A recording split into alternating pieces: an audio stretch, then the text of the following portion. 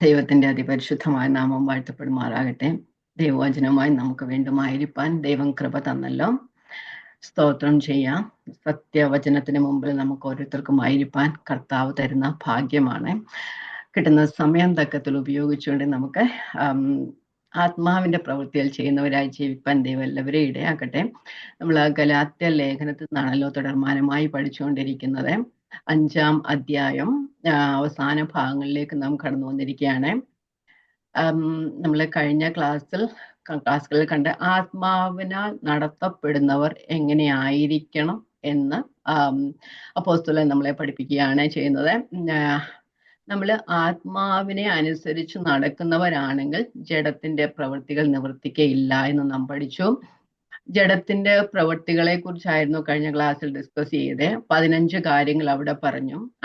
നമ്മൾ പറഞ്ഞു അത് പൂർണ്ണമായ ലിസ്റ്റ് അല്ല എങ്കിൽ തന്നെയും അതിൽ ചിലത് മാത്രമാണ്. അതിൽ ചിലത് നേരിട്ട് ദൈവത്തെ എതിർക്കുന്നതാണ്, ചിലത് മനുഷ്യരോട് എതിർക്കുന്നതാണ്. അവയെല്ലാം നമ്മുടെയൊക്കെ നാശത്തിന് അല്ലെങ്കിൽ അത് ചെയ്യുന്നവരുടെ നാശത്തിനും ദൈവത്തിന്റെ കോപത്തിനും മാത്രമാണ് ഹേതുവായി തീരുന്നത്.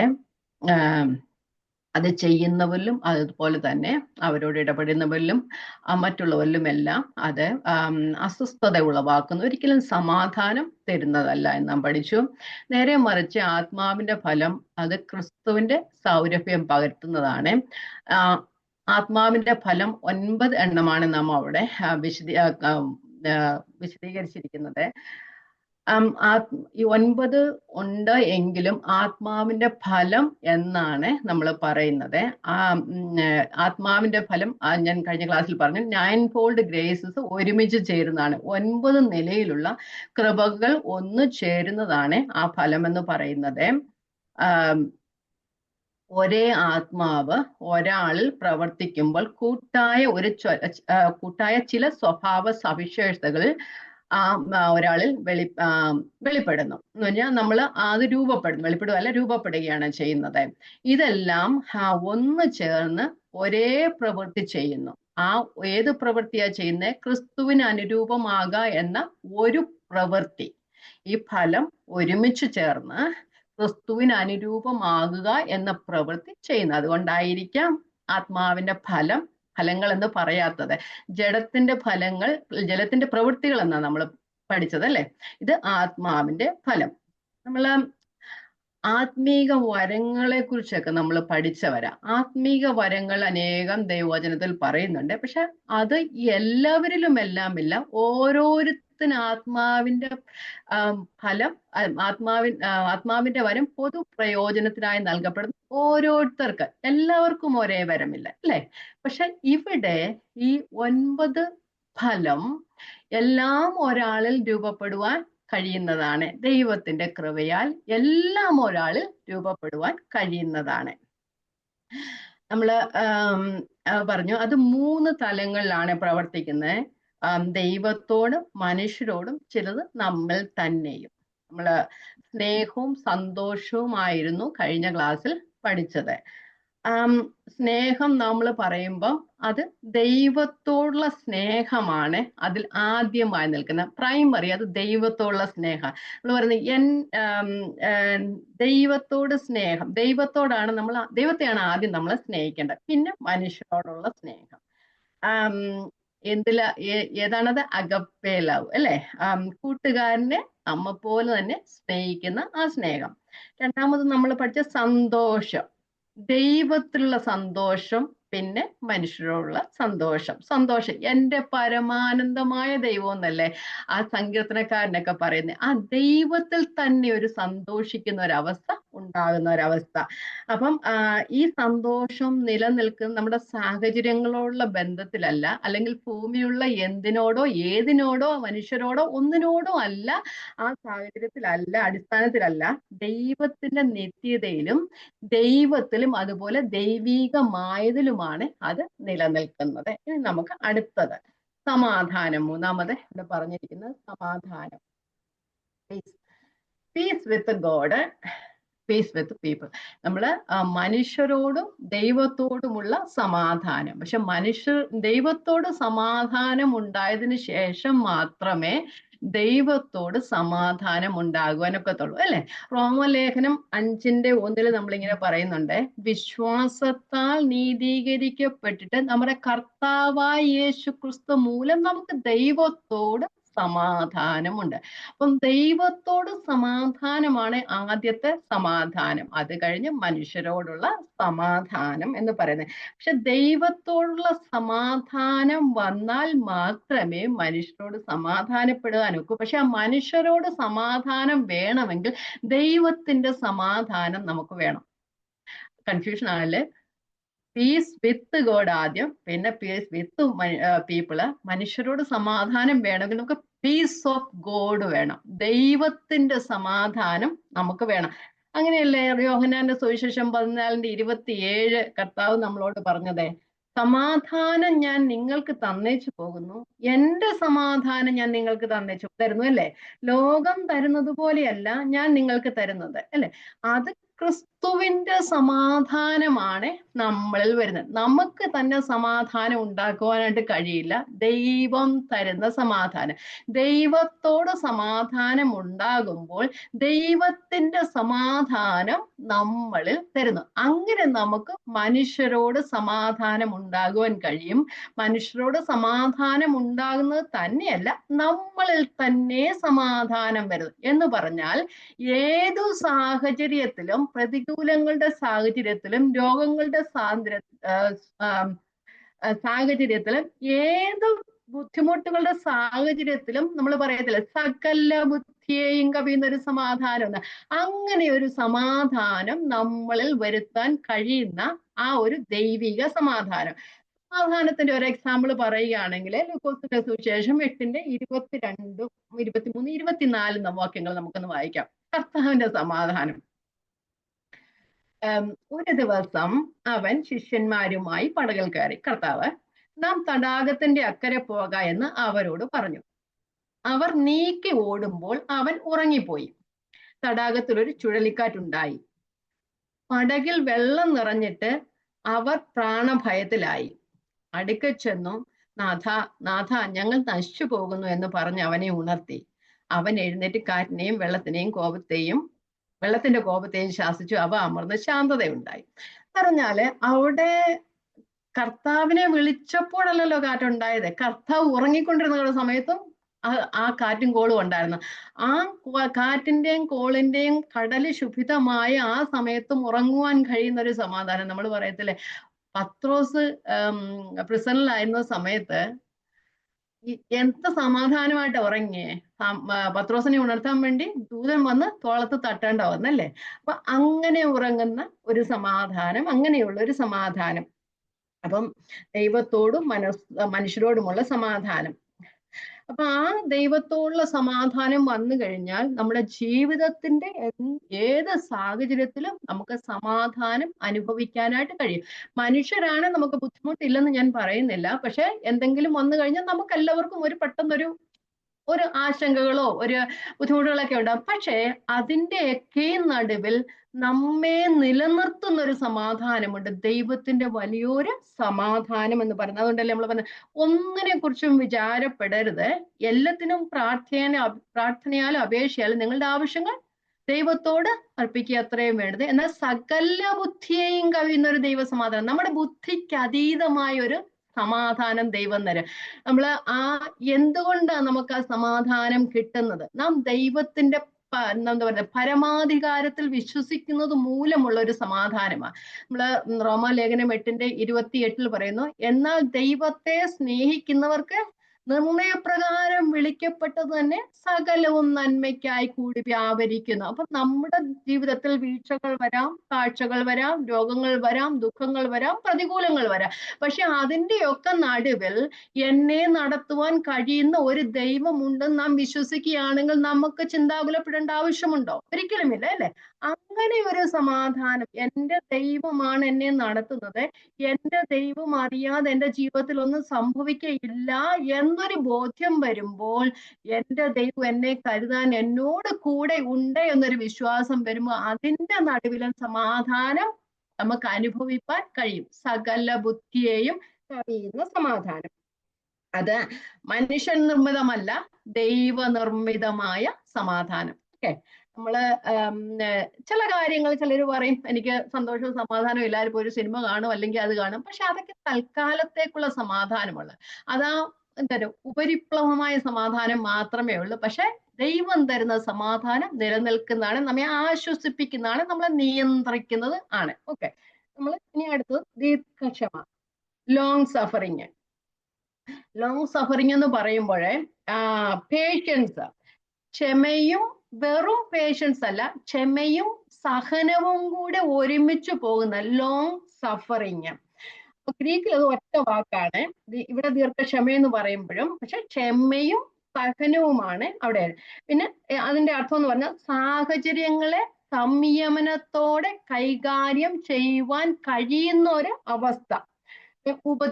എക്സാമ്പിൾ പറഞ്ഞ ഉപദ്രവിക്കുന്നവർക്ക് വേണ്ടി പ്രാർത്ഥിക്കാൻ കഴിയുന്നത്, അപ്പൊ ആ മറ്റുള്ളവരെയും ശത്രുക്കളെ സ്നേഹിക്കാൻ കഴിയുന്നത്, അതൊക്കെ. അപ്പൊ അങ്ങനെ വരുമ്പോൾ ദൈവത്തെ കുറ്റം പറയാതെ ദൈവത്തിന്റെ പരമാധികാരത്തിൽ വിശ്വസിക്കാനും, അതുപോലെ തന്നെ എല്ലാത്തിനും ഒരു സഹനം കിട്ടുവാനും, ക്ഷമിക്കുവാനും അതുപോലെ സഹിക്കുവാനും കഴിയുന്ന ഒരു അവസ്ഥ. നമ്മൾ റോമാലേഖനം പറയാ 5:3-4 നമുക്ക് എല്ലാവർക്കും അറിയാവുന്ന വാക്യം. അത് തന്നെയല്ല കഷ്ടത സഹിഷ്ണുതയും, സ്ഥിരതയും പ്രത്യാശ ഉളവാക്കുന്ന എന്താണ്, കഷ്ടങ്ങളിലും പ്രശംസിക്കുന്ന ഒരവസ്ഥ. പിന്നെ നമ്മള് യാക്കോബിന്റെ ലേഖനം വായിക്കുമ്പോഴേ 1-ാം അധ്യായം 3:4 അവിടെ പറയുന്നുണ്ട്, നമുക്ക് സ്ഥിരതയ്ക്ക് തികഞ്ഞ പ്രവൃത്തി ഉണ്ടായിരിക്കണം എന്ന് പറയുന്നുണ്ട് അല്ലെ. നമുക്ക് വിശ്വാസത്തിന്റെ പരിശോധനയൊക്കെ ഉണ്ടാകും, പക്ഷെ അതിനനുസരിച്ച് നമ്മുടെ സ്ഥിരതയ്ക്ക് വേണ്ടുന്ന ഒരു പ്രവൃത്തി നമ്മൾ ഉണ്ടാകണം. വായിക്കാം, യാക്കോബിന്റെ ലേഖനം 1:3-4. നിങ്ങളുടെ വിശ്വാസത്തിന്റെ പരിശോധന സ്ഥിരത ഉളവാക്കുന്നു എന്നറിഞ്ഞ് അത് അശേഷം സന്തോഷമെന്നെണ്ണുവിൻ. എന്നാൽ നിങ്ങൾ ഒന്നിലും കുറവില്ലാതെ തികഞ്ഞവരും സമ്പൂർണരുമാകേണ്ടത് സ്ഥിരതയ്ക്ക് തികഞ്ഞ പ്രവൃത്തി ഉണ്ടാകട്ടെ എന്ന് പറയുന്നു. എഫെസ്യ ലേഖനം 4:2-3 കൂടെ നമുക്ക് വായിച്ചിട്ട് മുമ്പോട്ട് പോകാം. പൂർണ്ണ വിനയത്തോടും സൗമ്യതയോടും ദീർഘക്ഷമയോടും കൂടെ നടക്കുകയും സ്നേഹത്തിൽ അന്യോന്യം പൊറുക്കുകയും ആത്മാവിന്റെ ഐക്യത സമാധാന ബന്ധത്തിൽ കാക്കുവാൻ ശ്രമിക്കുകയും ചെയ്യുവിൻ. അപ്പൊ പൂർണ്ണ വിനയം വേണം, സൗമ്യത വേണം, ദീർഘക്ഷമ വേണം, സ്നേഹം വേണം, ആത്മാവിന്റെ ഐക്യത സമാധാന ബന്ധത്തിൽ കാക്കുവാൻ കഴിയണം. അപ്പൊ നമ്മളുടെ ഞെരുക്കങ്ങളിലും അസഹ്യതകളിലും ഉപദ്രവങ്ങളിലും എല്ലാം പ്രകടമാകുന്ന ഒരു സഹിഷ്ണുത ആണ് ദീർഘക്ഷമ എന്ന് പറയുന്നത്. ഓക്കെ, നമുക്ക് അടുത്തത് ദയ, കൈൻഡ്നെസ്, ഒരു മൃദുല ഹൃദയം, A tender concern for others. Mathai സുവിശേഷം 11:28 നമുക്ക് അറിയാവുന്ന കർത്താവിന്റെ സൗമ്യത. അധ്വാനിക്കുന്നവരും ഭാരം ചുരുക്കുന്നവരെ എന്റെ അടുക്കൽ വരും, ഞാൻ നിങ്ങളെ ആശ്വസിപ്പിക്കാം അല്ലെ. എന്റെ മുഖം മൃദു ഞാൻ സൗമ്യതയും താഴ്മയുള്ളവനാകിയ എന്റെ മുഖം ഏറ്റുകൊണ്ട് എന്നോട് പഠിച്ചുകൊള്ളുവീൻ എന്ന് പറയുന്നുണ്ട് അല്ലെ. ഞാൻ സൗമ്യതയും താഴ്മതയും ഉള്ളവനാകയാൽ. അപ്പൊ ആ സൗമ്യത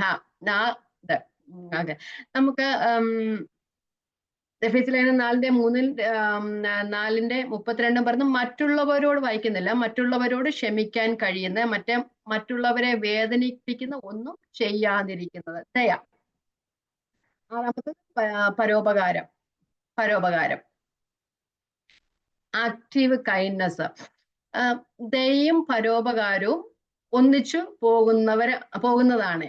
അപ്പൊ നമ്മളുടെ മറ്റുള്ളവരോട് ദയ കാണിക്കുന്നത് അത് പ്രവൃത്തി പദത്തിൽ കൊണ്ടുവരിക. നമുക്ക് അറിയാമല്ലോ, നമ്മള് നല്ല ശമരിയാക്കാരന്റെ കാര്യം പറയുന്ന പോലെ അയാളോട് വഴിവെക്ക് കിടന്ന ആ മനുഷ്യനോട് ദയ തോന്നുകയും അയാളെ ഉപകാരം ചെയ്യുകയും ചെയ്യുന്നല്ലേ. ആ പരോപകാരം, ദയ പരോപകാരം ഒരുമിച്ച് പോകുന്നത്.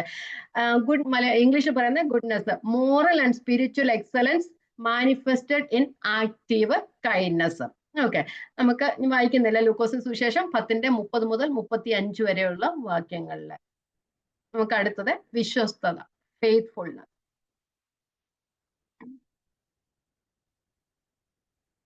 അത് ദൈവത്തോടും മനുഷ്യരോടുമുള്ള വിശ്വസ്തതയാണ്. ദൈവത്തോടുള്ള വിശ്വസ്തത എന്ന് പറയുമ്പോൾ വിശ്വാസവും ആശ്രയവും അതുപോലെ തന്നെ എല്ലാ കാര്യങ്ങളും നമ്മൾ വിശ്വസ്തരെ ആയിരിക്കണം എന്നുള്ളതാണ് അല്ലേ. അപ്പൊ അതുപോലെ തന്നെ സഹവിശ്വാസികളോടും എല്ലാവരോടുമുള്ള വിശ്വസ്തത. അപ്പം ഞാൻ പറഞ്ഞു, ചിലത് മനുഷ്യരോടും ചിലർ ദൈവത്തോടും. ഇത് മനുഷ്യരോടും ദൈവത്തോടും ഒരുമിച്ച് പോകുന്നതാണ്. Loyalty and trust worthiness. ഒരു വാക്യം മാത്രം വായിച്ചു പോകാം. വെളിപ്പാട് പുസ്തകം 2:20. വെളിപ്പാട് പുസ്തകം 2:20. നീ സഹിപ്പാനുള്ളത് പേടിക്കണ്ട, നിങ്ങളെ പരീക്ഷിക്കേണ്ട പിശാച് നിങ്ങൾ ചിലരെ തടവിലാക്കുവാൻ പോകുന്നു. 10 ദിവസം നിങ്ങൾക്ക് ഉപദ്രവം ഉണ്ടാവും, മരണപര്യന്തം വിശ്വസ്തരായിരിക്കുക, എന്നാൽ ഞാൻ ജീവകിരീടം നിനക്ക് തരും. അപ്പൊ മരണപര്യന്തം വിശ്വസ്തരായിരിക്കാനാണ് ദൈവം നമ്മളെ എല്ലാവരെയും കുറിച്ച് ആഗ്രഹിക്കുന്നത്. വിശ്വസ്തത ആ ദൈവം നമുക്ക് കൃപ തന്ന് നൽകുന്നതാണ്. ഓക്കെ, ഇനി അടുത്തത് സൗമ്യത, ജെന്റിൽനെസ്, മീക്നെസ് എന്നൊക്കെ പറയും, താഴ്മയുള്ള സ്വഭാവം. അപ്പൊ ആ സൗമ്യത എന്ന് പറയുമ്പം ചിലർ വിചാരിക്കും പാവമായിട്ടിരിക്കുക അല്ലെങ്കിൽ നിർജീവമായിട്ടിരിക്കുക, ഒന്നും പറയാതിരിക്കുക ഒന്നും അല്ല അങ്ങനെയുള്ളത്. നമ്മൾ അതിന് എക്സാമ്പിൾ നമ്മൾ പറയുന്നത് മോശയുടെ സൗമ്യത എന്നാ പറയുന്നത്, അല്ലേ? ആ സൗമ്യതയ്ക്ക് ഉദാഹരണം മോശയാണ്. മോശയുടെ സൗമ്യത എപ്പോഴാ പറഞ്ഞത്? മിരിയാമും അഹരോനും ഒക്കെ മോശയ്ക്കെതിരായി സംസാരിച്ചപ്പോ ഒന്നും മിണ്ടാതെ നിന്ന മോശ, അല്ലെ? അതാണ് മോശയുടെ സൗമ്യത. അതുമല്ലാതെ മോശയ്ക്ക് 10 കൽപ്പന കിട്ടി, കൽപ്പനകളിൽ എഴുതി മോശ ദൈവത്തിന്റെ അടുത്ത് 40 രാവും 40 പകലും അവിടെയൊക്കെ ഇരുന്നെങ്കിൽ താഴെ ഇറങ്ങി വന്നപ്പം താഴെ എന്തോ കണ്ടത്? ജനം ആദ്യത്തെ കൽപ്പന ലംഘിക്കുന്ന കണ്ടേ. അന്നേരം മോശ എന്തോ ചെയ്തേ? ആ കൽപ്പന എറിഞ്ഞങ്ങോടച്ചല്ലേ. പക്ഷെ ഒന്നാലോചിച്ചൊക്കെ, നമ്മളാണെങ്കിൽ അതങ്ങനെ ചെയ്യുമോ? ദൈവത്തിന്റെ കയ്യാൽ എഴുതിയ കൽപ്പനയാ, അതൊന്നും നോക്കിയില്ല. കാരണം ദൈവത്തോടുള്ള ആദ്യ കൽപ്പന ലംഘിച്ചപ്പോ എന്തോ ചെയ്തേ? ദേഷ്യം വന്ന് എറിഞ്ഞുടച്ചു കളഞ്ഞു. അതിന് സൗമ്യത നമ്മൾ ആരെങ്കിലും പറയുമോ? പക്ഷെ ദൈവം അത് പറയുന്നത് സൗമ്യത എന്നാ പറയുന്നത്. അപ്പം ദൈവത്തോട് ദ്രോഹം ചെയ്താൽ ദൈവത്തെ എതിർക്കുന്നതിനോട് എതിർക്കുകയും ചെയ്യണം. നമ്മോട് ആരെങ്കിലും ദേഷ്യപ്പെട്ടാലോ എന്നും പറഞ്ഞാൽ മിണ്ടാതിരിക്കുന്ന അവസ്ഥ, അല്ലെ? അതാണ് സൗമ്യത എന്ന് പറയുന്നത്, മോശയുടെ സൗമ്യത. ഓക്കെ, 2 തിമോത്തിയോസ് 2:24, 25, 26 നമുക്കൊന്ന് വായിക്കാം. പക്ഷെ അത് മൂപ്പന്മാർക്കുണ്ടാവേണ്ട സൗമ്യ സ്വഭാവ ഗുണമാണെങ്കിൽ തന്നെയും നമ്മൾക്കും അത് വേണ്ടതാണ്. നമുക്കൊന്ന് വായിച്ചു പോകാം. തിമോത്തിയോസിന്റെ അല്ലെ, 2 തിമോത്തിയോസ് 2:24, 25, 26. കർത്താവിന്റെ ദാസൻ ശണ്ടയിടാതെ എല്ലാവരോടും ശാന്തനും ഉപദേശിപ്പാൻ സമർത്ഥനും ദോഷം സഹിക്കുന്നവനുമായത്ര ഇരിക്കേണ്ടത്. ശാന്തരായിരിക്കണം, ഉപദേശിപ്പാൻ സമർത്ഥനായനും ദോഷം സഹിക്കുന്നവനുമായത്ര ഇരിക്കേണ്ടത്. പിന്നത്തേന്ന് വായിച്ച, വിരോധികൾക്ക് ദൈവം സത്യത്തിന്റെ പരിജ്ഞാനത്തിനായി മാനസാന്തരം നൽകുമോ എന്നും പിശാചിനാൽ പിടിപെട്ട് കുടുങ്ങിയവരാകയാൽ അവർ സുബോധം പ്രാപിച്ച് അവന്റെ കണിയിൽ നിന്ന് ഒഴിഞ്ഞ് ദൈവേഷ്ടം ചെയ്യുമോ എന്നും വെച്ച് അവരെ സൗമ്യതയോടെ പഠിപ്പിക്കേണ്ടതുമാണ്. നമ്മള് ഗലാത്യന് 6:1 എങ്ങനെയാ പറയുന്നത്? ആരെങ്കിലും വല്ല തെറ്റിലും അകപ്പെട്ട് പോയിട്ടുണ്ടെങ്കിൽ നിങ്ങളുടെ സഹോദരന്മാര് നിങ്ങൾ സൗമ്യതയുടെ ആത്മാവിൽ അവരെ യഥാസ്ഥാനപ്പെടുത്തണം, അല്ലേ? നമ്മൾ ആരെങ്കിലും തെറ്റ് ചെയ്ത എന്താ പറയുന്നത്? ഒറ്റ വഴക്കല്ലേ? പക്ഷെ അങ്ങനെയല്ല പറഞ്ഞ, സൗമ്യതയുടെ ആത്മാവിൽ അവരെ യഥാസ്ഥാനപ്പെടുത്തുക എന്നാണ് പറഞ്ഞത്. മറ്റുള്ളവരെ പഠിപ്പിക്കണമെങ്കിൽ ദേഷ്യത്തോടെ പഠിപ്പിക്കുകയല്ല, സൗമ്യതയോടെ അവരെ പഠിപ്പിക്കണം. അപ്പൊ സൗമ്യത. ഓക്കെ, നമുക്ക് അങ്ങോട്ട് പോകാം. 1 പത്രോസ് 3:15. എല്ലാത്തിനും തർക്കിക്കാതിരിക്കുന്ന മനോഭാവം അവിടെയും നമ്മൾ കാണുവാനായിട്ട് കഴിയും. 1 പത്രോസ് 3:15. ചിലപ്പം എല്ലാം നമ്മളോട് എന്തെങ്കിലും ചോദിക്കുക, എനിവേ നമ്മൾ ചിലപ്പം എന്തെങ്കിലും എതിര് പറയുകയാണെങ്കിൽ നമ്മൾ അവരോട് തർക്കിക്കുന്ന ഒരു സ്വഭാവം നമുക്കൊക്കെ ഉണ്ടല്ലേ? പക്ഷെ അങ്ങനെയല്ല, ആ സൗമ്യത ഉണ്ടാണ്. സൗമ്യതയോടെ മിണ്ടാതിരിക്കണം, അല്ലെങ്കിൽ അവർക്ക് സൗമ്യതയോടെ പറഞ്ഞു കൊടുക്കണം. വായിക്കാം, 1 പത്രോസ് 3:15. നല്ലൊരു വാക്യം അത്. നിങ്ങളിലുള്ള പ്രത്യാശയെക്കുറിച്ച് ന്യായം ചോദിക്കുന്ന ഏവനോടും സൗമ്യതയും ഭയഭക്തിയും പൂണ്ട് പ്രതിവാദം പറവാൻ എപ്പോഴും ഒരുങ്ങിയിരിക്കുക. അപ്പം മിണ്ടാതിരിക്കാനല്ല പറയുന്നത്, സൗമ്യതയോടും ഭയഭക്തിയോടും കൂടെ പ്രതിവാദം പറയുവാൻ എപ്പോഴും നമ്മൾ ആ പറഞ്ഞു കൊടുക്കുവാനും നാം തയ്യാറായിരിക്കണം. പക്ഷെ അതിന്റെ നമ്മൾ ദേഷ്യപ്പെട്ടല്ല പറയുന്നത്, സൗമ്യതയോടും ഭയഭക്തിയോടും കൂടെ. ഓക്കെ, ഇനി നമുക്ക് അടുത്തത് ഇന്ദ്രിയ ജയം, സെൽഫ് കൺട്രോള്. ഒരു ചിന്തകൻ ഇങ്ങനെയാണ് പറഞ്ഞത്, ഒരാൾ സ്വയം ഒതുങ്ങിക്കൂടി കഴിയുന്ന ഒരു അവസ്ഥയാണ്. ഒരാൾ ഒതുങ്ങിക്കൂടി, തന്നിൽ തന്നെ ഒതുങ്ങിക്കൂടി കഴിയുന്ന ഒരവസ്ഥ. പിന്നെ അത് നമ്മുടെ ദൈനംദിന ജീവിതത്തില് നമ്മെ തന്നെ ശിക്ഷണ വിധേയമാക്കുന്ന ഒരവസ്ഥ. Self discipline. പൗലൂസ് പറയുന്നു, ഞാൻ മറ്റുള്ളവരോട് ഉപദേശിച്ച ശേഷം ഞാൻ തന്നെ കൊള്ളരുതാത്തവനായി തീരാതിരിക്കേണ്ടതിന് എന്റെ ശരീരത്തെ അടിമയാക്കുക അത്രേ ചെയ്യുന്നതെന്ന് പറയുന്നുണ്ട് അല്ലെ. അപ്പം എന്തുവാ ഇവിടെ, എന്തിലൊക്കെയാണ് നമ്മൾ സെൽഫ് കൺട്രോൾ വേണ്ടത്? എല്ലാ കാര്യത്തിലും നമുക്ക് സെൽഫ് കൺട്രോൾ ആവശ്യമാണ്. നമ്മുടെ മോഹം, ജഡത്തിന്റെ തീവ്രാഭിലാഷം, ആസക്തി, മാനസിക നില, ഇവയിലെല്ലാം നിയന്ത്രണം ഉണ്ടായിരിക്കണം. എല്ലാത്തിലും മിതത്വം പാലിക്കണം. കണ്ണിന് ഇമ്പം തരുന്നതെല്ലാം ആഗ്രഹിക്കരുത് അല്ലെ. അതും ഒരു സെൽഫ് കൺട്രോൾ ആണ്. ഇതിന് ആത്മീക പക്വതയും വിശുദ്ധിയുമാണ് ആവശ്യമാണ്. ഗലാത്യലേഖനം 5:24 ഇങ്ങനെ പറഞ്ഞല്ലോ, ക്രിസ്തുവേശു ഉള്ളവൻ ജഡത്തെ അതിന്റെ രാഗമോഹങ്ങളോടുകൂടെ പോഷിച്ചിരിക്കുന്നു. ഈ വകയ്ക്ക് വിരോധമായി ഒരു ന്യായപ്രമാണവുമില്ല അല്ലെ. ഈ ആത്മാവിന്റെ ഫലങ്ങൾക്ക് വിരോധമായി ഒരു സെൽഫ് കൺട്രോൾ നമുക്ക് എല്ലാവർക്കും ആവശ്യമാണ്. അത് ആത്മീയ ജീവിതത്തിലാണേലും അല്ലെങ്കിൽ നമ്മുടെ സാധാരണ ജീവിതത്തിലാണെങ്കിലും സെൽഫ് കൺട്രോൾ ആവശ്യമാണ്. അപ്പം അത് ഉണ്ടെങ്കിൽ മാത്രമേ നല്ലൊരു ആത്മീക ജീവിതം നമുക്ക് കഴിയാനായിട്ട്. ഞാൻ പറഞ്ഞു, ചില കാര്യങ്ങൾ കഴിഞ്ഞ ക്ലാസ്സിൽ നമ്മൾ പറഞ്ഞായിരുന്നു, ചിലത് ഇത് രൂപപ്പെട്ടു വരുന്നതാണ്. അത് ഇങ്ങനെ പ്രോഗ്രസീവ് ആണ്. ഇതെല്ലാം നമ്മളിൽ ദൈവത്തിൽ വിശ്വസിക്കുമ്പോൾ ആദ്യം നമുക്ക് ഇന്ദ്രിയജയമൊന്നും ഉണ്ടാകത്തില്ല. അത് കാലക്രമേണ നമ്മളിൽ ദീർഘക്ഷമയും പരോപകാരവും ഇന്ദ്രിയജയവും ഒക്കെ നമ്മളിൽ കാലക്രമേണ രൂപപ്പെട്ടു വരുന്നതാണ്. അത് നമ്മൾക്കൊരു സമർപ്പണം വേണം. അതുപോലെ തന്നെ ദൈവത്തിന്റെ കൃപയാലാണ് ഇതെല്ലാം ഉണ്ടാകുന്നത്. ഓക്കെ, ഈ സൽഗുണം നമ്മൾ കഴിഞ്ഞല്ലോ, ഇന്ദ്രിയജയം 9 നമ്മൾ അവിടെ കഴിഞ്ഞു. അപ്പൊ ഈ സൽഗുണങ്ങളെല്ലാം ദൈവത്തിന് പ്രസാദകരവും മറ്റുള്ളവർക്ക് പ്രയോജനകരവും അതുപോലെ തന്നെ നമ്മൾക്ക് നല്ലതുമാണ്. നമുക്ക് ഉള്ളവർക്ക് നല്ലതും മറ്റുള്ളവർക്ക് അത് പ്രയോജനകരവും അതുപോലെ ദൈവത്തിന് പ്രസാദകരവുമാണ്. ജഡത്തിന്റെ പ്രവൃത്തികൾ മറ്റുള്ളവർക്ക് മറ്റുള്ളവർക്ക് സമാധാനമില്ലാത്ത അവസ്ഥ, ദൈവത്തിൽ നിന്ന് ശിക്ഷ പ്രാപിക്കുന്ന അവസ്ഥയൊക്കെ ആകുമ്പോൾ ഇത് അങ്ങനെ ഒന്നുമല്ല. ഇത് നല്ല സൗരഭ്യം പരത്തുന്നതാണ്. നമുക്ക് തന്നെ പ്രയോജനമാണ്, മറ്റുള്ളവർക്ക് പ്രയോജനമാണ്. അത് നാം അത് ചെയ്യുമ്പോൾ ദൈവത്തിന് പ്രസാദകരവും ആണ് എന്ന് പറയുന്നു. അപ്പം ഈ ഫലം എല്ലാം ക്രിസ്തുവിന്റെ കൂട്ടായ്മയിൽ വസിക്കുന്നതിനാൽ ലഭിക്കുന്ന ദാനമാണ്. ഞാൻ കഴിഞ്ഞ ക്ലാസ്സിൽ പറഞ്ഞു ഒരു ഫ്രൂട്ട് എങ്ങനെ ആയിരിക്കണമെന്ന്. ഒരു മുന്തിരിവള്ളിയിൽ കൊമ്പ് വസിക്കുമ്പോഴുണ്ടാകുന്നതാണ് ആ ഫലം എന്ന് പറയുന്നത് അല്ലെ. അപ്പം നമ്മൾ ആ കൊമ്പിൻ്റെതായ എന്തു പ്രവൃത്തി അല്ലെങ്കിൽ എന്തൊരു പ്രവൃത്തി കൊണ്ടോ അത് ഉണ്ടാകുന്നതല്ല ഫലം എന്ന് പറയുന്നത്.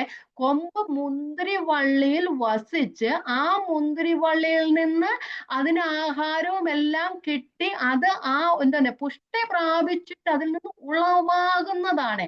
അതുപോലെ തന്നെ ആത്മാവിന്റെ ഫലം എന്ന് പറയുന്നത് നമ്മൾക്ക് സ്വയമായി ഉണ്ടാകുവാൻ കഴിയല്ല, നമ്മളുടെ ഒരു പ്രവൃത്തി കൊണ്ടും ഉണ്ടാകുന്നതല്ല, ക്രിസ്തുവിൽ വസിക്കുന്നത് മൂലം നമ്മിൽ ഉളവാകപ്പെടുന്നതാണ്. അപ്പം ഒരു ഫ്രൂട്ട് ഉണ്ടാകുന്ന മരത്തിലൊരു ഫ്രൂട്ട് ഉണ്ടാകുന്ന ആ ഫ്രൂട്ട് കായ്ക്കുന്ന കൊമ്പിൽ പ്രവൃത്തിയൊന്നുമല്ല, പക്ഷെ അത് ആ വള്ളിയിൽ അല്ലെങ്കിൽ ആ ചെടിയിൽ വസിക്കുന്നത് മൂലം ഉണ്ടാകുന്നതാണ്. നമുക്ക് എന്താ പറയുന്നേ, യോഹന്നാന്റെ സുവിശേഷം 15-ാം അധ്യായം 4 മുതലുള്ള വാക്യങ്ങൾ നമുക്ക് വായിക്കാം. അതാണ് അവിടെ ആ മുന്തിരിവള്ളി മേൽ കൊമ്പ് വസിക്കുമ്പോൾ ഉണ്ടാകുന്ന ഫലത്തെക്കുറിച്ച് പറയുന്നത്. ഓക്കെ, അത് ശ്രദ്ധിച്ചു വായിച്ചാൽ നമുക്കത് മനസ്സിലാക്കുവാനായിട്ട് കഴിയും. വായിച്ചു വിടാം, നമുക്ക് എല്ലാവർക്കും അറിയാവുന്നതാണല്ലോ. എല്ലാവരും എടുത്തോ. എന്നിൽ വസിപ്പീൻ, ഞാൻ നിങ്ങളിലും വസിക്കും. കൊമ്പിന് മുന്തിരിവള്ളിയിൽ വസിച്ചിട്ടല്ലാതെ സ്വയമായി കായ്പാൻ കഴിയാത്തതുപോലെ എന്നിൽ വസിച്ചിട്ടല്ലാതെ നിങ്ങൾക്ക് കഴിവില്ല. ഞാൻ മുന്തിരിവള്ളിയും നിങ്ങൾ കൊമ്പുകളുമാകുന്നു. ഒരുത്തൻ എന്നിലും ഞാൻ അവനിലും വസിക്കുന്നു എങ്കിൽ അവൻ വളരെ ഫലം കായ്ക്കും. അപ്പം ഒരുത്തൻ എന്നിലും ഞാൻ അവനിലും വസിക്കുന്നു എങ്കിൽ അവൻ വളരെ ഫലം കായ്ക്കും. എന്നെ പിരിഞ്ഞ് നിങ്ങൾക്കൊന്നും ചെയ്യാൻ കഴിയില്ല. എന്നിൽ വസിക്കാത്തവനെ ഒരു കൊമ്പ് പോലെ പുറത്ത് കളഞ്ഞിട്ട് അവൻ ഉണങ്ങിപ്പോകുന്നു. ആ വക ചേർത്ത് തീയിലിടുന്നു, അത് വെന്തു പോകും. നിങ്ങൾ വളരെ ഫലം കായ്ക്കുന്നതിനാൽ എൻ്റെ പിതാവ് മഹത്വപ്പെടുന്നു. അങ്ങനെ നിങ്ങൾ എൻ്റെ ശിഷ്യന്മാരാകും. പിതാവ് എന്നെ സ്നേഹിക്കുന്നത് പോലെ ഞാൻ നിങ്ങളെ സ്നേഹിക്കുന്നു. എൻ്റെ സ്നേഹത്തിൽ വസിപ്പിൻ. ഓക്കെ, 10ാമത്തെ വാക്യം. ഞാൻ എൻ്റെ പിതാവിന്റെ കൽപ്പനകൾ പ്രമാണിച്ചു അവന്റെ സ്നേഹത്തിൽ വസിക്കുന്നത് പോലെ നിങ്ങൾ എൻ്റെ കൽപ്പനകൾ പ്രമാണിച്ചാൽ എൻ്റെ സ്നേഹത്തിൽ വസിക്കും. അപ്പം ദൈവത്തിന്റെ സ്നേഹത്തിൽ നാം വസിക്കുക എന്ന് പറഞ്ഞാൽ ദൈവത്തിന്റെ കൽപ്പനകൾ അനുസരിക്കുക. കൽപ്പനകൾ എന്ന് പറഞ്ഞാൽ ദൈവവചനം അനുസരിക്കുക എന്നുള്ളതാണ്. അപ്പം ദൈവത്തോട് കൂടെ ചേർന്ന് ദൈവത്തിന്റെ കൽപ്പനകൾ അനുസരിക്കണമെങ്കിൽ ദൈവത്തിന്റെ കൽപ്പന നമ്മൾ അറിഞ്ഞിരിക്കണം, ദൈവവചനം നമുക്ക് അറിഞ്ഞിരിക്കണം. അപ്പൊ നമ്മൾ വെറുതെ വായിച്ചു പോകുമ്പോൾ നമ്മൾ കൽപ്പനകൾ അനുസരിക്കാൻ നമ്മൾ പ്രാപ്തരാകിയില്ല. കാരണം അത് ആയിരിക്കുന്ന രീതിയിൽ നമ്മൾ മനസ്സിലാക്കിയാൽ മാത്രമേ ആ കൽപ്പനകളെ നമുക്ക് അനുസരിക്കുവാനായിട്ട് കഴിയുള്ളൂ. ഓക്കെ, അപ്പം എന്റെ സന്തോഷം നിങ്ങളിൽ ഇരിപ്പാനും നിങ്ങളുടെ സന്തോഷം പൂർണ്ണമാകുവാനും ഞാൻ നിങ്ങൾക്ക് എഴുതുന്നു. ഞാൻ നിങ്ങളെ സ്നേഹിച്ചിരിക്കുന്നത് നിങ്ങളും തമ്മിൽ സ്നേഹിക്കണം എന്നുള്ളതാകുന്നു എന്റെ കൽപ്പന. ഇവിടെ നമ്മൾ പറയുന്നുണ്ട്, ഇവിടെ പറയുന്നത് വസിക്കുന്നത് മൂലം ഫലമുണ്ടാകും. ആ ഫലമുണ്ടാകുന്നത് മൂലം ദൈവത്തിന് മഹത്വം വരും, ദൈവപ്രസാദം ഉണ്ടാകും. അതുപോലെ ആ ഫലം ഉള്ളതുപോലെ ഞാൻ നിങ്ങളെ സ്നേഹിച്ചതുപോലെ നിങ്ങൾ അന്യോന്യം സ്നേഹിക്കും. കണ്ടില്ലേ എത്ര വിധം. അപ്പൊ ആ ദൈവത്തിന് മഹത്വം ഉണ്ടാകും, നമ്മൾ ഫലമുണ്ടാകും, അതുപോലെ തന്നെ മറ്റുള്ളവരിലേക്കും ആ ഫലം ഉണ്ടാകുവാനായിട്ട് ഇടയായിത്തീരും. അപ്പം ദൈവത്തോടും മനുഷ്യരോടും നമ്മോട് തന്നെയും ഫലം പ്രയോജനം തരുന്നതാണ് വസിക്കുക എന്ന അവസ്ഥ. വസിച്ചാൽ മാത്രമേ ഫലം പുറപ്പെടുവിക്കാനായിട്ട് കഴിയുള്ളൂ. അപ്പം കൊമ്പിന് മുന്തിരിവള്ളിയിൽ വസിച്ചിട്ടല്ലാതെ ഫലം കായ്ക്കാൻ കഴിയുകയില്ല. അപ്പൊ വസിക്കുന്നത് കൊണ്ടുള്ള ഉണ്ടാകുന്നതാണ് ഫലം. അത് മുറിച്ചു കളഞ്ഞു കഴിഞ്ഞാൽ ഉണങ്ങിപ്പോകും, ഫലം കായ്ക്കാനായിട്ട് ഒക്കത്തില്ല. അപ്പം കൊമ്പും മുന്തിരിവള്ളിയും എപ്പോഴും ഒരുമിച്ച് ചേർന്ന അവസ്ഥ, അവരൊരിക്കലും മാറിയിരിക്കാനായിട്ട് ഒക്കത്തില്ല, അല്ലെ? അപ്പൊ മാറ്റപ്പെട്ടു പോയാൽ അത് വെട്ടിക്കളഞ്ഞത് ആണ്, അപ്പൊ അല്ലെങ്കിൽ മുറിഞ്ഞു പോയതാണ്. അപ്പൊ അതിന് ഫലം ഇതിന് ജീവനില്ല. അപ്പൊ ക്രിസ്തുവിനോട് വസിക്കുക എന്ന് പറഞ്ഞാൽ ക്രിസ്തുവിൽ നിന്ന് ജീവൻ പ്രാപിക്കുക. അപ്പൊ ക്രിസ്തുവിൽ നിന്ന് ജീവൻ പ്രാപിക്കുമ്പോൾ എങ്ങനെയുള്ള ജീവനാണ് നമ്മൾ പ്രാപിക്കുന്നത്? എങ്ങനെയാണ് നമ്മൾ ജീവൻ പ്രാപിക്കുന്നത്? ദൈവത്തിന്റെ വചനം ജീവനാണല്ലേ? ആ വചനത്തിൽ നിന്നാണ് ജീവൻ പ്രാപിക്കുന്നത്. അപ്പൊ ക്രിസ്തുവിനോട് കൂടെ അടുത്തിരുന്നാൽ മാത്രമേ നമുക്ക് ആ വചനത്തിൽ നിന്ന് ജീവൻ പ്രാപിക്കാനായിട്ട് കഴിയത്തുള്ളൂ. ആ വചനത്തിൽ നിന്ന് ദൈവം പ്രാപിക്കും. പൗലോസ് പറഞ്ഞ ക്രിസ്തു നിങ്ങളിൽ ഉരുവാകുവോളം. ക്രിസ്തു ഉരുവായാൽ പോരാ. നമ്മളെ ഒരു ശിശു ജനിച്ചു കഴിഞ്ഞാൽ ആ ശിശുവിന് വളർച്ച ഉണ്ടാകണം, അല്ലേ? വളർച്ചയില്ലാത്ത കുഞ്ഞിനെ മാതാപിതാക്കൾക്ക് തന്നെ ബുദ്ധിമുട്ടാണ്, അല്ലേ? കാണുന്നവർക്കും ബുദ്ധിമുട്ടാണ്. പക്ഷെ നമ്മളും അതുപോലെ തന്നെയാ. ക്രിസ്തു നമ്മൾ ഉളവാകണം, ക്രിസ്തു നമ്മൾ വളരണം. പിന്നെ എഫെസ്യൻസിൽ പറഞ്ഞ ക്രിസ്തു എന്ന തലയോളം നാം വളരണം. അങ്ങനെ വളരണമെങ്കിൽ ആ മുന്തിരിവള്ളി കൊമ്പ് മുന്തിരിവള്ളിയോട് ചേർന്നിരിക്കുന്നത് പോലെ ക്രിസ്തുവിനോട് നാം അല്ലെ വചനത്തോട് നാം ചേർന്നിരുന്നാൽ മാത്രമേ നമുക്ക് ആത്മീകമായ വർധനയും പ്രോഗ്രഷനും ഉണ്ടാകുവാനായിട്ട് കഴിയുള്ളൂ. നമ്മൾ കഴിഞ്ഞ ക്ലാസ്സുകളിലൊക്കെ പറഞ്ഞ ആത്മാവിനെ അനുസരിച്ച് നടപ്പിൻ, walking in the spirit. Walking is a continuous progress, അല്ലെ? ആ പ്രോസസ്സ് അതിനൊരു പ്രോഗ്രഷൻ ഉണ്ട്. കഴിഞ്ഞ ഇൻപേഴ്സൺ മീറ്റിങ്ങിൽ ഞാൻ ഇങ്ങനെ പറഞ്ഞായിരുന്നു, നമ്മൾ വാക്കിംഗ് എന്ന് പറഞ്ഞു കഴിഞ്ഞാല് ഒരു ട്രെഡ്മില്ലിൽ നമ്മൾ ചെയ്യുമ്പോൾ യാന്ത്രികമായി മെഷീനിൽ ചെയ്യുന്നതായതുകൊണ്ട് നമ്മൾ നടക്കുമ്പോൾ നമ്മൾ 3 മൈൽ സ്പീഡിൽ ഓടിക്കാണാം, 4 മൈൽ സ്പീഡിൽ ഓടിക്കാണാം, അല്ലെ 5 മൈൽ പോട്ടെ, എത്ര സ്പീഡിൽ ഓടിപ്പാലും. പക്ഷെ 3 മൈൽ ഓടിയാലും 4 മൈൽ ഓടിയാലും നമ്മൾ നിൽക്കുന്നിടത്ത് തന്നെ നിൽക്കത്തുള്ളൂ, അല്ലേ?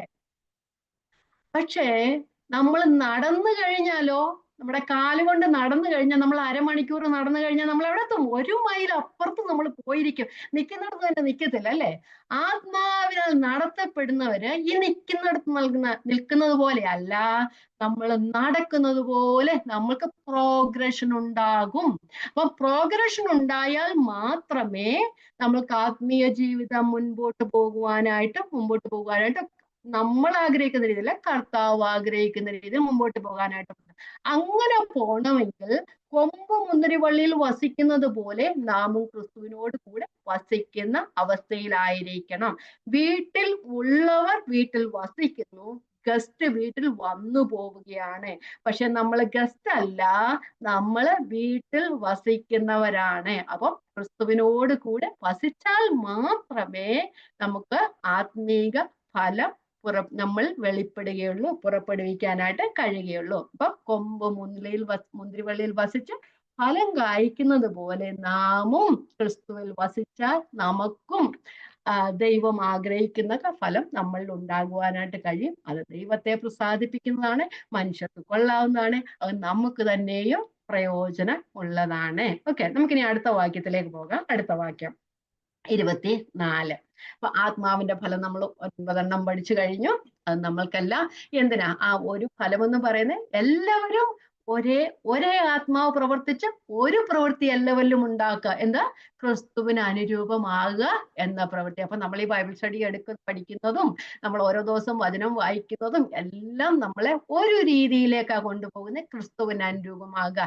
നമ്മെ ദൈവം സൃഷ്ടിച്ചത് തന്നെ അതിന് തന്നെയല്ലേ? അവൻ മുന്നറിഞ്ഞവരെ തന്റെ പുത്രൻ അനേകം സഹോദരന്മാരിൽ ആദ്യജാതനാകേണ്ടതിനെ അവന്റെ സ്വരൂപത്തോട് അനുരൂപമാകുവാൻ മുൻനിയമിച്ചിരിക്കുന്നു. മുൻനിയമിച്ചവരെ വിളിച്ചും വിളിച്ചവരെ നീതീകരിച്ചും നീതീകരിച്ചവരെ ശുദ്ധീകരിച്ചുമിരിക്കുന്നു.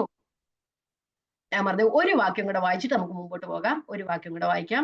കൊരിന്ത്യർ ലേഖനം 2 കൊരിന്ത്യർ 3 5 6 18 വാക്യങ്ങൾ പറഞ്ഞാല് ഞാൻ പറഞ്ഞു ഇത് നമ്മളിൽ നിന്ന് വരുന്നതല്ല, ദൈവം നമുക്ക് ആത്മാവിനെ പുറപ്പെടുവിക്കുന്നതാണ്. ആ ആത്മാവിനെ പുറപ്പെടുത്തു വരുമ്പോൾ നാം ക്രിസ്തുവിന്റെ തേജസ് ഉള്ളവരെ അതേ പ്രതിമയായി രൂപാന്തരപ്പെടുന്നു. ഓക്കെ, ഈ എല്ലാം പറഞ്ഞതിന്റെ ഒരു എക്സാമ്പിൾ ആയ ഒരു വാക്യം. ഓക്കെ, 2 കൊരിന്ത്യർ 3 5 അറിയാവുന്ന വാക്യമാണ്. ഞങ്ങളിൽ നിന്ന് തന്നെ വരും പോലെ സ്വയമായി വല്ലതും സങ്കല്പിപ്പാൻ ഞങ്ങൾ പ്രാപ്തരെന്നല്ല, ഞങ്ങളുടെ പ്രാപ്തി ദൈവത്തിന്റെ ദാനം അത്രേ ആകുന്നു. അവൻ ഞങ്ങളെ പുതിയ നിയമത്തിന്റെ ശുശ്രൂഷകന്മാരാക്കുവാൻ പ്രാപ്തരാക്കി. അക്ഷരത്തിന്റെ ശുശ്രൂഷന്മാരല്ല, ആത്മാവിന്റെ ശുശ്രൂഷക്കാരത്രേ. അക്ഷരം കൊല്ലുന്നു, ആത്മാവ് ജീവിപ്പിക്കുന്നു. 18. എന്നാൽ മൂടുപടം നീങ്ങിയ മുഖത്തെ കർത്താവിന്റെ തേജസ്സിനെ കണ്ണാടി പോലെ പ്രതിബിംബിക്കുന്നവരായി നാം എല്ലാവരും ആത്മാവാകുന്ന കർത്താവിന്റെ ദാനമായി തേജസ്സിന്മേൽ തേജസ് പ്രാപിച്ച് അതേ പ്രതിമയായി രൂപാന്തരപ്പെടുന്നു. അപ്പൊ ആത്മാവിനെ നടത്തപ്പെടുന്നവരെ സ്വയമായ പ്രവൃത്തി കൊണ്ട് ചെയ്യുന്നതല്ല. നമ്മള് ആ മൂടുപടം നീങ്ങിയ മുഖത്ത് കർത്താവിന്റെ തേജസ്സിനെ കണ്ണാടി പോലെ പ്രതിബിംബിക്കുന്നവരായി നാം എല്ലാവരും ആത്മാവാകുന്ന കർത്താവിന്റെ ദാനമായ തേജസ്സിന്മേൽ തേജസ് പ്രാപിച്ച് അതേ പ്രതിമയെ രൂപാന്തരപ്പെടുന്നു. നമുക്കറിയാം 2 കൊരിന്ത്യർ ലേഖനം എടുക്കണ്ട 2-ാം അധ്യായത്തിലെ പൗലോസ് പറയുന്നുണ്ട്, പലരും എന്താ പറയുക, അവര് വീണുപോയി എന്ന് പറഞ്ഞ സമയത്ത് അവര് പറയണേ, എപ്പോഴും എല്ലായിടത്തും ഞങ്ങളെ ജയോത്സവമായി നടത്തുന്ന ദൈവത്തിന് സ്തോത്രം. അപ്പൊ ആ ഒരു ജയോത്സവമായി നടത്താൻ ഞങ്ങള് നശിക്കുന്നവരുടെ ഇടയിലും വിശ്വസിക്കുന്നവരുടെ ഇടയിലും ഞങ്ങൾ ദൈവത്തിന്റെ സൗരഭ്യവാസനയാകുന്നു, അല്ലെ? ക്രിസ്തുവിന്റെ സൗരഭ്യത്തിന്റെ പരിജ്ഞാനം പുറപ്പെടുവിക്കുന്നവരാക്കി തീർക്കുന്നവരാക്കും. ചിലര് പറയും ഞങ്ങൾ നശിച്ചുപോയി. അല്ല, ഞങ്ങളെ എപ്പോഴും ജയോത്സവമായി നടത്തുന്നു ദൈവത്തിന്റെ സ്തോത്രം. എല്ലായിടത്തും ക്രിസ്തുവിന്റെ സൗരഭ്യവാസനയായിരിക്കാനാണ് ആക്കിയിരിക്കുന്നത്. ദൈവത്തിന്റെ സ്തോത്രം. പാട്ടുണ്ടല്ലോ, പഴയദോഷി നിന്ന ഞെരുക്കങ്ങളിലൊക്കെ നമുക്ക് ബാക്കി അറിയാമല്ലോ. എല്ലാത്തിലും ക്രിസ്തുവിന്റെ സൗരഭ്യം പകരുന്നവരായി ഇരിക്കുവാനായിട്ട്. ഓക്കെ, നമുക്ക് 24-ാമത്തെ വാക്യത്തിലേക്ക് 24-ാമത്തെ വാക്യം. ക്രിസ്തുവേശുവിനുള്ളവർ ജഡത്തെ അതിന്റെ രാഗമോഹങ്ങളോടുകൂടെ ക്രൂശിച്ചിരിക്കുന്നു. നമ്മള് ഇത് ഗലാത്യലേഖനം 2-ാം അധ്യായത്തില് ശരിക്കും പഠിച്ചതാണ്, എങ്കിലും ഒന്ന് റിവിഷനായിട്ട് മാത്രം ഞാൻ പറഞ്ഞു പോകാം. ക്രൂസിഫിക്കേഷൻ, ക്രൂശീകരണം, 2 വിധത്തിലുള്ള ക്രൂശീകരണമുണ്ട്. ഒന്ന് നമ്മളുടെ ക്രൂശീകരണം, ക്രിസ്തുവിന്റെ ക്രൂശീകരണമല്ല, നമ്മളുടെ ക്രൂശീകരണം. നമുക്ക് 2 വിധത്തിലുള്ള ക്രൂശീകരണമുണ്ട്. ഒന്ന്, ആദ്യത്തെ ക്രൂശീകരണം നാം ദൈവത്തെ വിശ്വസിക്കുമ്പോൾ അത് ദൈവം ചെയ്തതാണ്. നമ്മുടെ പാപങ്ങളെ ക്രിസ്തുവിനോടുകൂടെ ക്രൂശിൽ തറച്ച ഒരവസ്ഥ. അപ്പൊ അത് ദൈവം ചെയ്തതാണ്. 2-ാമത്തെ ക്രൂശീകരണം എന്ന് പറഞ്ഞാല് അത് ഇപ്പോഴും ചെയ്തുകൊണ്ടിരിക്കുന്നത് ഡേ ടു ഡേ ലൈഫിലുള്ള ക്രൂസിഫിക്കേഷൻ എന്ന് പറഞ്ഞാൽ ദൈനംദിന ജീവിതത്തിൽ നാം നമ്മെ തന്നെ, നമ്മുടെ ജഡത്തെ ക്രൂശിക്കുന്നവരായി തീരണം, അല്ലെ? അങ്ങനെയല്ലേ? അപ്പൊ നമ്മുടെ പഴയ മനുഷ്യനെ എപ്പോഴും ക്രിസ്തുവിനോട് കൂടെ ക്രൂശിക്കുന്ന അവസ്ഥയിലായിട്ടിരിക്കണം. അത് നാം ചെയ്യേണ്ടതാണ്. നമുക്ക് തന്നെ ചെയ്യുവാൻ കഴിവില്ല. ദൈവത്തിന്റെ കൃപ നമ്മെ നടത്തുന്നതാണ്. ഞാൻ കഴിഞ്ഞ 2-3 ക്ലാസ്സുകൾക്ക് മുമ്പ് ഒരു പ്രാവശ്യം പറഞ്ഞായിരുന്നു, ന്യായപ്രമാണം നമ്മെ ഓടുവാനും നടക്കുവാനും ഒക്കെ നമ്മോട് പറയും. പക്ഷെ ഓടുവാനുള്ള കാലുകളോ പറക്കുവാനുള്ള ചിറകുകളോ നമുക്ക് തരാറില്ല.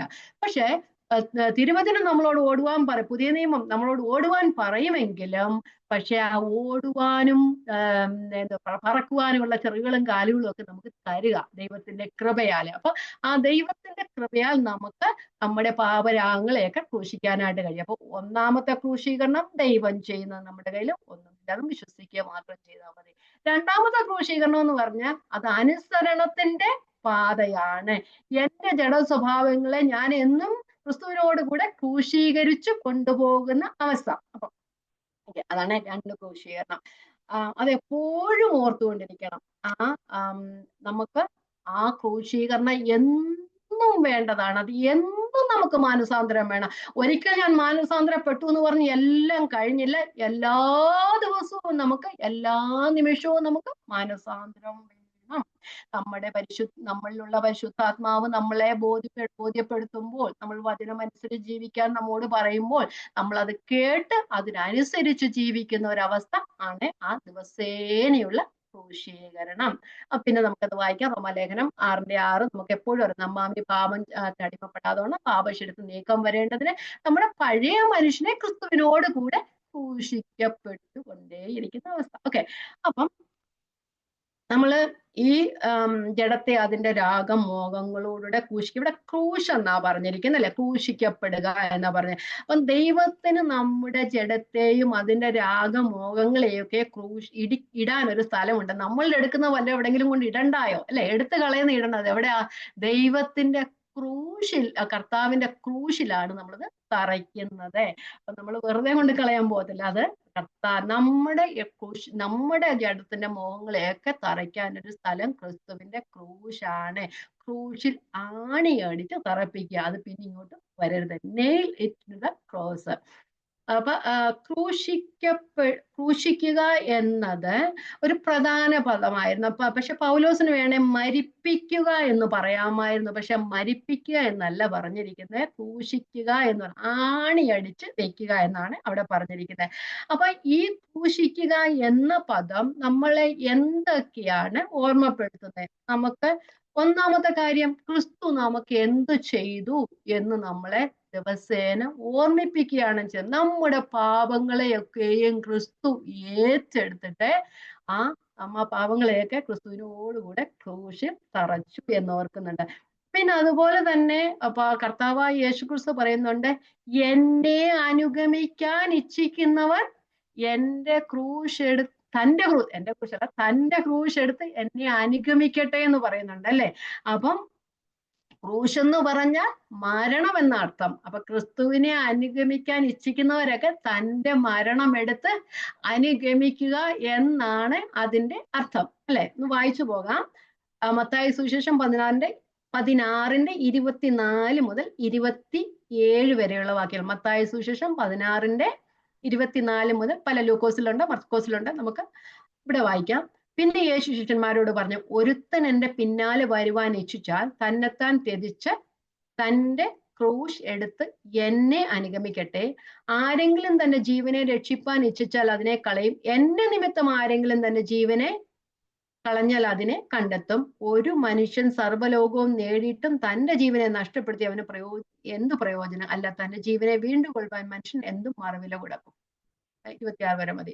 അപ്പം ആ യേശുവിനുള്ളവർ ക്രിസ്തുവിനെ തന്റെ ക്രൂശും എടുത്ത് അനുഗമിക്കുന്ന ഒരു അവസ്ഥയായി തന്നെ. ഇനി അടുത്തത് നമുക്ക് ഓർമ്മിപ്പിക്കുന്നത്, ക്രൂശിലെ മരണമെന്ന് പറഞ്ഞാൽ സാധാരണ മരണത്തെക്കാൾ വേദനാജനകമായ മരണമാണ് എന്ന് വെച്ച് കഴിഞ്ഞാല്, ക്രിസ്തുവിനെ അനുഗമിക്കുന്നവര് ഈ ലോകത്തിൽ മറ്റൊന്നിനെ അനുഗമിക്കുന്നവരെക്കാൾ അനുഭവിക്കുന്ന ദുഃഖത്തിനേക്കാളും വേദനാജനകമായ ഒരു അനുഭവമാണ് ക്രിസ്തുവിനെ അനുഗമിക്കുക എന്നുള്ളത്. സന്തോഷത്തോടെ നമ്മൾ ക്രിസ്തുവിന്റെ അടുത്തൊക്കെ വരും. പക്ഷെ ഒന്ന് ആലോചിച്ച് നോക്കെ, ക്രിസ്തുവിന് വേണ്ടി പ്രയോജനപ്പെടുന്നവരുടെ ജീവിതം എത്രത്തോളം വേദനാജനകമാണ് അല്ലെ? അത് എന്തുകൊണ്ടാണ്? അത് നിത്യരാജ്യത്തിന്റെ അവകാശത്തിലേക്ക് നാം പോകാൻ ആഗ്രഹിക്കുകയും അതുപോലെ മറ്റുള്ളവരെ അതിലേക്ക് കൊണ്ടുവരാൻ ആഗ്രഹിക്കുന്നുണ്ട്. അന്ധകാര ശക്തികളുടെ ഒരു പ്രവർത്തനം എപ്പോഴും നമുക്ക് എതിരായിട്ടുണ്ട്. അപ്പൊ ക്രിസ്തുവിനെ അത് എല്ലാം മുമ്പ് കണ്ടുകൊണ്ടാ കർത്താവ് പറഞ്ഞത്, എന്നെ അനുഗമിപ്പാൻ ഒരുവൻ ഇച്ഛിച്ചാൽ തന്റെ ക്രൂശ് എടുത്തുകൊണ്ട് എന്നെ അനുഗമിക്കട്ടെ എന്ന് പറയുന്നത്. നമുക്കൊന്നും ഇപ്പൊ അധികമൊന്നും ഇല്ല, എങ്കിലും പണ്ടത്തുള്ള ദൈവദാസന്മാർക്കൊക്കെ എത്രത്തോളം അനുഭവങ്ങൾ അവരുടെ ജീവിതത്തിൽ ഉണ്ടായിരുന്നു അല്ലേ? ഭാര്യ നഷ്ടപ്പെട്ട, മക്കൾ നഷ്ടപ്പെട്ട അവസ്ഥ, മക്കളെയും ഭാര്യയൊക്കെ കൺമുൻപിൽ വെച്ച് മരിക്കുന്ന അവസ്ഥയൊക്കെ അവരുടെ ജീവിതത്തിൽ ഉണ്ടായിട്ടും ഒരു ദേവദാസൻ ഇങ്ങനെ പറഞ്ഞേ, no turning back, no turning back, എന്ത് വന്നാലും ഞാൻ ക്രിസ്തുവിനെ പിന്തുടരുമെന്ന അവസ്ഥ, ആ ഒരു ദൈവത്തിന്റെ സ്നേഹം മനസ്സിലാക്കിയുടെ അവസ്ഥ. അപ്പൊ ക്രിസ്തുവിനെ പിൻപറ്റാൻ പോയാൽ ചിലവര് പറയും ഒത്തിരി എന്താ പറയുക എല്ലാം കിട്ടും, പക്ഷെ കിട്ടുന്നതിനേക്കാൾ അധികമായി നഷ്ടമേ നമുക്ക് ഉണ്ടാകാറുള്ളൂ. പക്ഷെ ആ നഷ്ടത്തിലും സമാധാനം തരുന്നൊരു ദൈവം. ഓക്കെ, അപ്പൊ ഇവിടെ എന്തൊക്കെ നഷ്ടപ്പെടുത്തിയാലും നിത്യജീവന്റെ അവകാശത്തിലേക്ക് നാം ആയിത്തീരുന്ന ഒരു വലിയൊരു സന്തോഷം നമുക്ക് വെച്ചിട്ടുണ്ട്. അപ്പം ക്രൂശില മരണം സാധാരണ മരണത്തേക്കാൾ അല്ലെങ്കിൽ ആ വേദനാജനകമാണ്. അപ്പൊ മറ്റാരെ അനുഗമിക്കുന്നതിനേക്കാളും പെയിൻഫുൾ ആണ് ക്രിസ്തുവിനെ അനുഗമിക്കുന്നത്. പിന്നെ നമ്മളെ ഓർമ്മിപ്പിക്കാൻ നിശ്ചയമായിട്ടും നാം നമ്മുടെ ജീവിതത്തെ കൈകാര്യം ചെയ്യണം എന്ന് ഓർപ്പിക്കുക. അതിന് പ്രത്യേക പ്രിക്വേഷൻ എടുക്കണം. അപ്പൊ ഇവിടെ പറയുന്ന ക്രിസ്തുവേശുവിനുള്ളവർ എന്ന് പറഞ്ഞ എല്ലാ വിശുദ്ധന്മാരെയും കുറിച്ചല്ല പറയുന്നത്, എല്ലാ വിശ്വാസികളെയും കുറിച്ചാണ് പറയുന്നത് കേട്ടോ. അപ്പം വിശുദ്ധന്മാരെല്ലാവരും വിശുദ്ധന്മാരാണ് വിശ്വാസികൾ, പക്ഷെ എല്ലാ പറഞ്ഞ വലിയ വലിയ ആൾക്കാരെ കുറിച്ചല്ല പറയുന്നത്, എല്ലാവരെയും ക്രിസ്തുവേശിനുള്ളവർ എല്ലാവരും ജഡത്തെ അതിന്റെ രാഗമോഹങ്ങളോടുകൂടെ ക്രൂശിക്കണം. എല്ലാവരെയും കുറിച്ചാണ് പൗലോസ് പറഞ്ഞത്, ഞാൻ ക്രിസ്തുവിനോട് കൂടെ ക്രൂശിക്കപ്പെട്ടിരിക്കുന്നു, ഇനി ജീവിക്കുന്ന ഞാനല്ല ക്രിസ്തു അത്ര എന്ന് ജീവിക്കുന്നത് എന്ന് പറയുന്നുണ്ട്. അപ്പം ആ നമ്മുടെ കർത്താവ് ഓൾറെഡി നമുക്ക് വേണ്ടി ക്രൂശിക്കപ്പെട്ടു, നമ്മുടെ പാപങ്ങളെ എല്ലാം ക്രൂശിൽ തറച്ചു, ദൈവം അത് ഒരിക്കലായി ചെയ്തു. പക്ഷെ ഇനി ഓരോ ദിവസവും നാം ഈ ലോകത്തിൽ ജീവിക്കുന്ന ഈ കാലയളവ് മുഴുവൻ നമ്മൾ ഈ പാപജഡത്തിലും പാപത്തിന്റെ സ്വാധീനത്തിലും ആണ് ജീവിക്കുന്നത്, പാപലോകത്തിൽ ജീവിക്കുന്നുണ്ട്. എപ്പോഴും പാപം ചെയ്യാനുള്ള പ്രവണത നമ്മുടെ ജഡത്തിൽ ഉണ്ടാകും. എത്ര ആത്മീയരാണെന്ന് പറഞ്ഞാലും യോനാൻ പറയുന്നുണ്ട്, നിങ്ങൾക്ക് പാപമില്ല എന്ന് പറഞ്ഞാൽ നിങ്ങൾ കള്ളം പറയുക അല്ല, എപ്പോഴും നമുക്ക് ആ ഒരു പാപം ചെയ്യാനുള്ള പ്രവണത നമുക്കുണ്ട്. പക്ഷെ അങ്ങനെ വരുമ്പോൾ നാം നമ്മുടെ ചിന്തകളെയും പോലും ക്രൂശിക്കുന്ന അവസ്ഥയിലായതാണ്. ചിന്തകളിൽ നിന്നല്ലേ ആ പ്രവൃത്തിയായിട്ട് രൂപപ്പെടുന്നത്. ആ പ്രവൃത്തി വരുന്നതിന് മുമ്പ് തന്നെ, അതുകൊണ്ടാണ് പറഞ്ഞത് രാഗമോഹങ്ങളോടുകൂടെ ക്രൂശിക്കണം. പൗലോസ് പറയുന്നുണ്ട്, ഏതു വിചാരത്തെയും ക്രിസ്തുവിനുള്ള ദൈവത്തിന്റെ പരിജ്ഞാനത്തിന് വിരോധമായി പൊങ്ങുന്ന ഏത് ഉയർച്ചയും എല്ലാ വിചാരത്തെയും ക്രിസ്തുവിനുള്ള അനുസരണത്താൽ പിടിച്ചടക്കി. എന്ന് വെച്ചാൽ അവർക്ക് വിചാരമില്ലാതിരുന്നിട്ടാണോ? പൗലോസും പറഞ്ഞു, എല്ലാ സങ്കല്പങ്ങളെയും എല്ലാ വിചാരങ്ങളെയും എന്തിനു വരുന്ന ദൈവത്തിന്റെ പരിജ്ഞാനത്തിന് വിരോധമായി വരുന്ന, ദൈവത്തിന് ഇഷ്ടമില്ലാതെ വരുന്ന എല്ലാത്തിനെയും ക്രിസ്തുവിനുള്ള അനുസരണത്താൽ പിടിച്ചടക്കുന്ന ഒരവസ്ഥ. അതാണ് ജഡത്തെ അതിന്റെ രാഗമോഹങ്ങളോടുകൂടെ ക്രൂശിച്ചിരിക്കുന്നു എന്ന് പറയുന്നത്. വായിക്കാം, റോമാലേഖനം 6-ാം അധ്യായം 4 മുതലുള്ള വാക്യങ്ങൾ. റോമാലേഖനം 6-ാം അധ്യായം 4 മുതലുള്ള വാക്യങ്ങൾ. ഓക്കെ, അങ്ങനെ നാം അവന്റെ മരണത്തിൽ പങ്കാളികളായി തീർന്ന സ്നാനത്താൽ അവനോടുകൂടെ കുരിശിടപ്പെട്ടു. ക്രിസ്തു മരിച്ചിട്ട് പിതാവിന്റെ മഹിമയാൽ ജീവിച്ചെഴുന്നേറ്റതുപോലെ നാം ജീവന്റെ പുതുക്കത്തിൽ നടക്കേണ്ട. അപ്പൊ നാം ക്രിസ്തുവിനോടുകൂടി കുരിശിടപ്പെട്ടത്, ക്രിസ്തുവിനോടുകൂടി മരിച്ചത് എന്തിനാ? നാം ജീവന്റെ പുതുക്കത്തിൽ നടക്കേണ്ടതിന് തന്നെ. നാം അവന്റെ മരണത്തിന്റെ സദൃശ്യത്തോട് ഏകീഭവിക്കുന്നവരാണെങ്കിൽ പുനരുത്ഥാനത്തിന്റെ സദൃശ്യത്തോട് ഏകീഭവിക്കും. നമ്മുടെ പാപങ്ങളെ കുഴിച്ചിടുന്നവരാണെങ്കിൽ നാം അവന്റെ പുനരുത്ഥാനത്തിന്റെ സദൃശ്യത്തോടും ഏകീഭവിക്കും.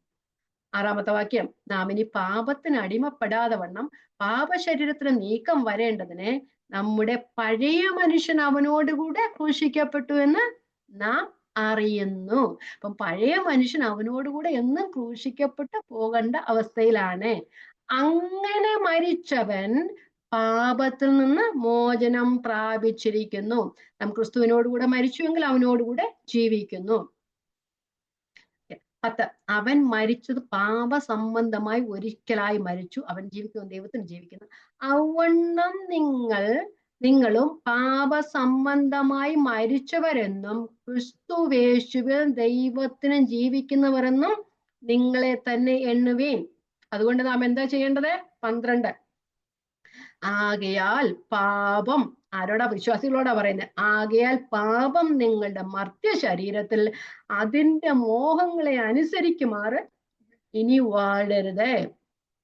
നിങ്ങളുടെ അവയവങ്ങളെ അനീതിയുടെ ആയുധങ്ങളായി പാപത്തിന് സമർപ്പിക്കുകയും അരുത്. രക്ഷിക്കപ്പെട്ടവരോടാ പറയുന്നത്, പാപത്തിന് സമർപ്പിക്കുകയും അരുത്.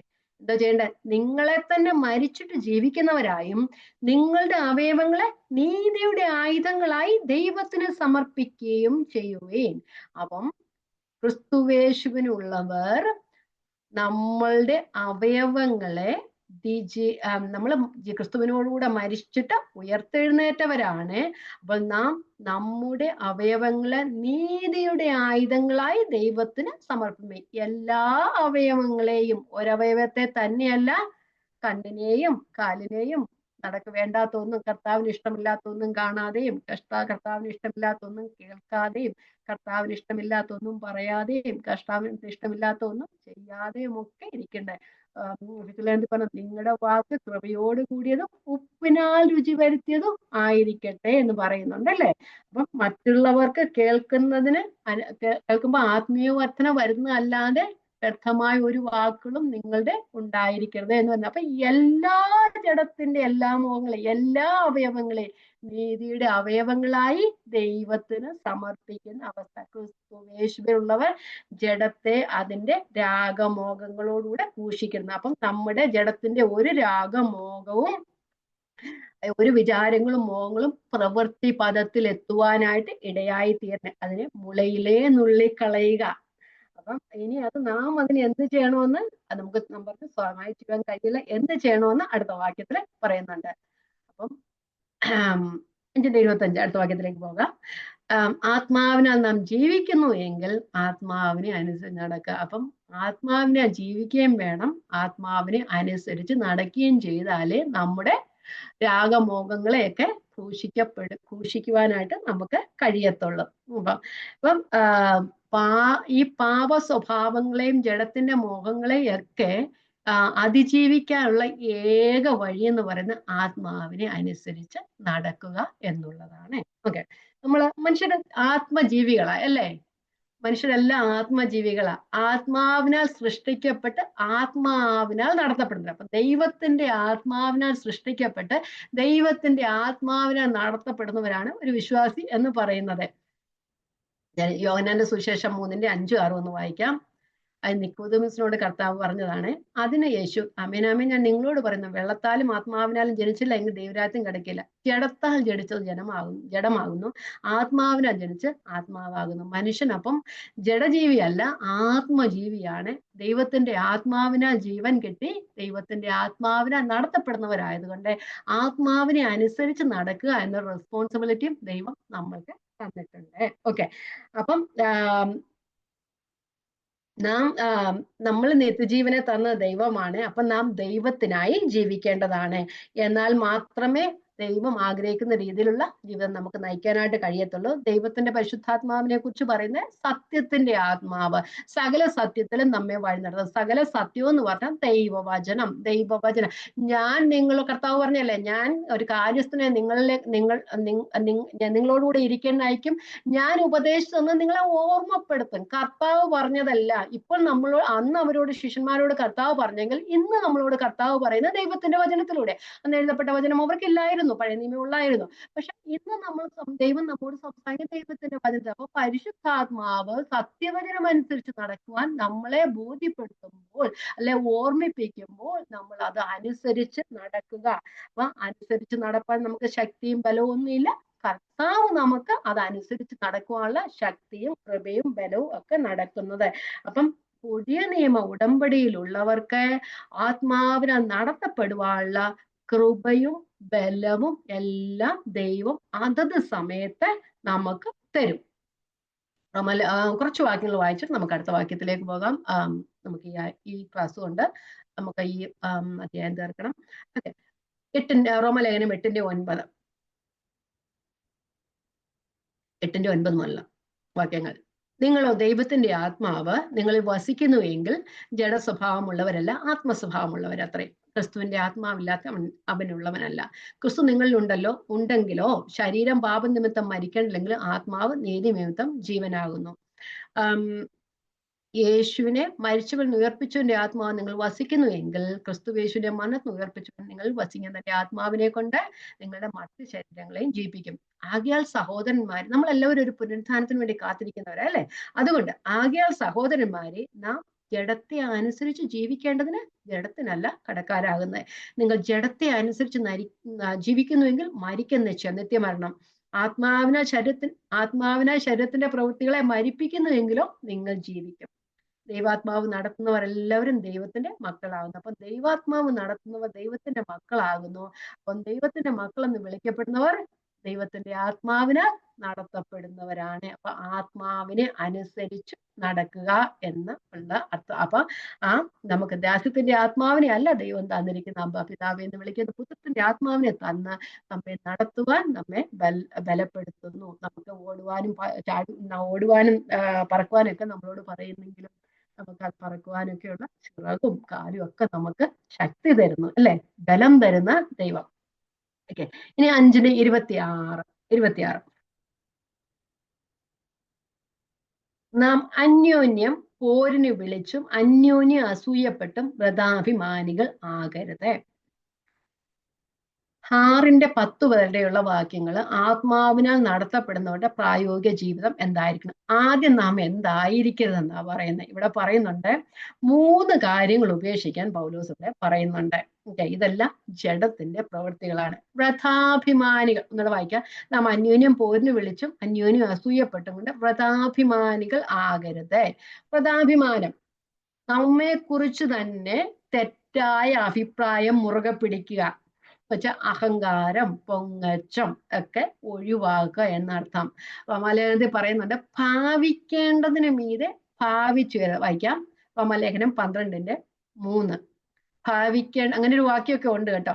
ഭാവിക്കേണ്ടതിന് മീതെ ഭാവിച്ചുയരാതെ ദൈവം അവനവന് വിശ്വാസത്തിന്റെ അളവ് പങ്കിട്ടതുപോലെ സുബോധമാകും വണ്ണം ഭാവിക്കണമെന്ന് ഞാൻ എനിക്ക് ലഭിച്ച കൃപയാൽ നിങ്ങൾ ഓരോരുത്തരോടും പറയുന്നു. അവിടെ താഴോട്ട് പറയുന്നുണ്ട് നിങ്ങൾ എല്ലാവരും ക്രിസ്തുവിന്റെ അവയവങ്ങളാണ്. അപ്പൊ അവയവങ്ങൾ അന്യം തമ്മിൽ സ്നേഹിക്കണമെന്നാ പറയുന്നത്. അപ്പം നാം ഭാവിക്കേണ്ടതിന് മീതെ ഭാവിച്ചുയരാതെ കർത്താവ് അവനവന് വിശ്വാസത്തിന്റെ അളവ് പങ്കിട്ടതുപോലെ സുബോധത്തോടുകൂടെ ഭാവിക്കണം. എന്ന് വെച്ചാൽ നമ്മള് സ്വയം പ്രശംസിക്കുന്ന അവസ്ഥയാകരുത്, താൻ പുകഴ്ത്തുന്ന അവസ്ഥ ആയിത്തീരരുത് എന്ന് പറഞ്ഞത്. ഞാൻ വലിയ ആളാണ്, മറ്റുള്ളവരെല്ലാം താഴ്ന്നവരാണ്, ഞാൻ ഏറ്റവും വലിയ ആളാണെന്ന് ചിന്തിക്കുന്ന അവസ്ഥയൊക്കെ മാറ്റണം. നമ്മളെല്ലാവരും ക്രിസ്തുവിന്റെ ശരീരത്തിന്റെ അവയവങ്ങളാണ്.